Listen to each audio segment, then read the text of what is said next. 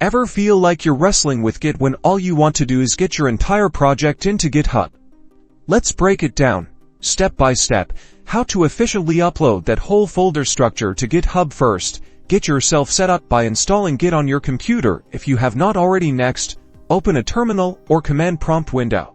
Navigate to your project's root directory using the change directory command. Now, initialize your repository in this directory using the init command. This command creates a hidden folder in your project, tracking changes, and it is a crucial first step. After this, start the uploading process. Type a command to add all your files to Git staging area.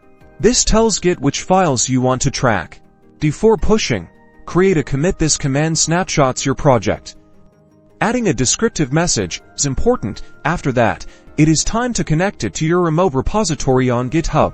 You will need to copy the URL of the GitHub repository into your command prompt. The final step, push your local commits to the remote repository. This pushes your code to GitHub. It is going to ask for authentication, so you can use your credentials for a secure handover. Once this completes, congratulations!